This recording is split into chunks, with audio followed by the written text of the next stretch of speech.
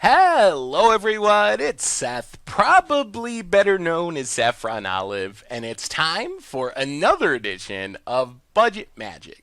So this week, we are heading to Ixalan Standard to play a deck I am super excited about. This is using one of the synergies that I've really wanted to build around ever since we saw Treasures in Ixalan. That is Treasures with Marionette Master, and I think I finally found a shell that I'm happy with. This is MonoBlack Monument, kind of a somewhat aristocrat style deck built around Bontu's Monument, a bunch of sweet treasure generators, some sacrifice outlets, and then finally Marionette Master to close out the game out of nowhere. As you can see, $92 in the paper world, 21 ticks on Magic Online, so not a bad price for a surprisingly powerful deck. A quick reminder before we break down MonoBlack Monument for Ixalan Standard.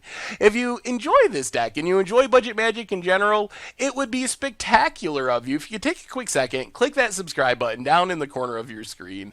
It's a great way to support the channel and the site for free. So let's talk MonoBlack Monument and, of course, namesake card, Bontu's Monument. Not one of the heavier played monuments. It's a white monument that's really taken off in Standard, but it's a pretty powerful effect. So 3 mana legendary artifact makes all of our black creatures 1 less to cast. So it works like a ramp spell in our deck, letting us play our Marionette Master for only 5 mana, coming down a bit quicker. Also drains our opponent whenever we play a creature spell. So we gain a bit of life to help us stay in the game against aggro decks. Also make our opponent lose life. And it's definitely possible with Bontu's Monument that life drain and our opponent losing that life adds up to be a really big deal. So Bontu's Monument, kind of the centerpiece of the deck. Our deck is mono black, tons of black creatures to benefit from the monument.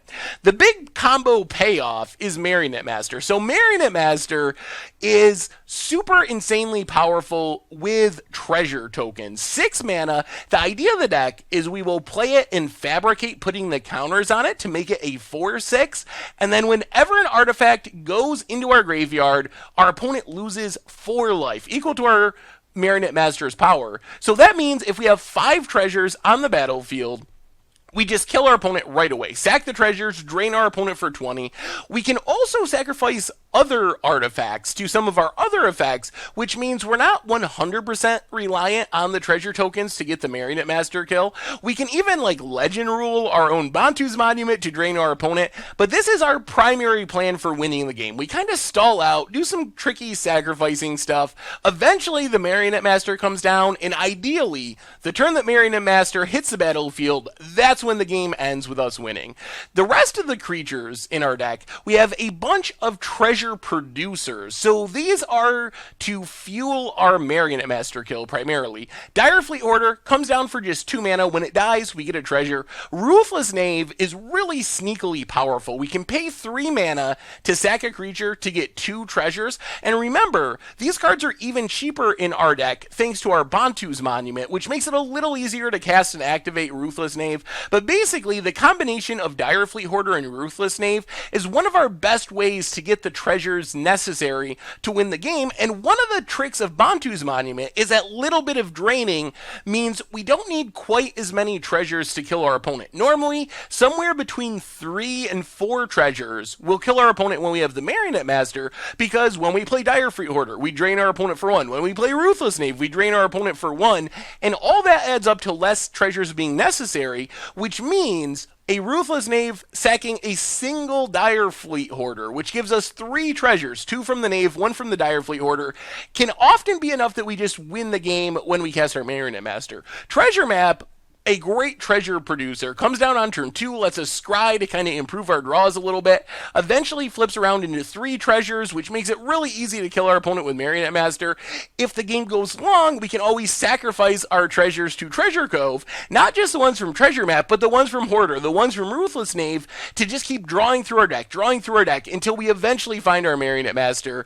We also have Weaponcraft Enthusiast, which we almost always use to make a couple of servos, along with getting a 0 0/1 chump blocker. So one of the sweet things about our deck is we're not just using treasures to kill with Marionette Master. We also have like the servos from Weaponcraft Enthusiast, which combined with our sacrifice outlets give us another way to drain our opponent out of the game. So one of the sweetest tricks of this deck involves Syndicate Trafficker. 2 mana, 3/1, lets us pay 1 to sack an artifact, also puts a counter on it, gains indestructible, so it's a pretty aggressive 2-drop on its own. But one of the ways we can combo kill our opponent with even less treasures is we get down our Syndicate Trafficker, we got some servos sitting around our Bontu's Monument, we play our Marionette Master, we sack a treasure, which makes a mana, then we can use that mana to sacrifice a servo or a Bontu's Monument to Syndicate Trafficker to basically double up our drain triggers with Marionette Master, which means something like 2 treasures, along with a couple random servos or the Monument and a Syndicate Trafficker,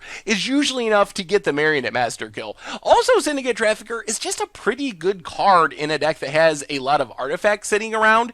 It gets pretty big, it's good on defense, hard to attack into, hard to block, so it's a way we can win if we're not kind of comboing off with our Marionette Master. Bontu the Glorified takes advantage of all of our sacrifice outlets to become a really powerful threat. It blocks just about anything. Menace means it gets in damage. We can sacrifice random things to trigger our Marionette Master, also to scry and drain our opponent, which adds up alongside the Bontu's Monument. And then just 1 Yahani's Undying Partisan, which is kind of like a free Syndicate Trafficker, except we can only sacrifice creatures. So it doesn't help us sacrifice our Bontu's Monument, but it does allow us to sacrifice servo tokens to get even more Marionette Master triggers. Can grow pretty big on its own, only a 1/of, partly because it's legendary and drawing multiples is a bit clunky, but that's kind of our sacrifice package here.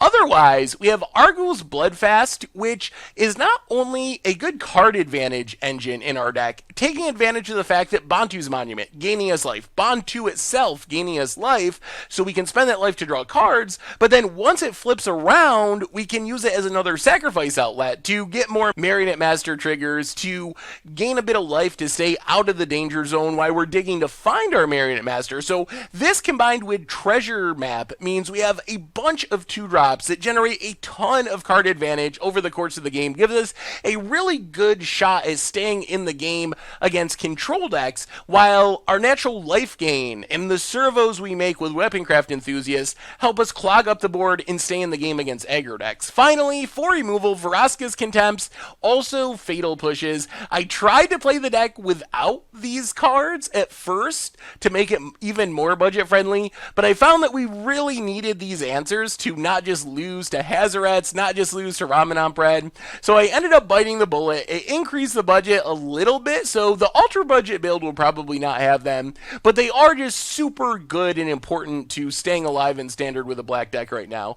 In the mana base, 16 Swamps, 4 Ifnir Dreadlands for even more removal, and then one of the benefits of being monocolored is we get 3 Field of Ruins, which are really good against all the flip into land cards from Ixalan. Sideboard wise, we get Duresses and Doomfalls for control matchups. We can go up to 4 Bloodfasts, which are also really good against control matchups. Against control, we really want a Bloodfast or a Treasure Map on turn 2, and that gives us the source of card advantage necessary to keep up with our opponent. In more aggressive matchups, we got 3 Essence Extraction, primarily for mono red, but can also come in against like Temur Energy, some builds of it, killing Hostage Shakers and Rogue Refiners and Whirler Virtuosos. Harsh Scrutiny, kind of like a creature removal spell that works from our opponent's hand, and then 1 Hour of Glory as basically a budget 3rd copy of Vraska's Contempt to get rid of Scarab Gods, get rid of Hazarets, and then a Crook of Condemnation. So that's MonoBlack Monument for Ixalan Standard, and that's our budget Magic deck for this week. So I have to say, this deck really surprised me with how good it was. I thought it would be fun and interesting, but I was just absolutely shocked by how competitive it actually ended up being.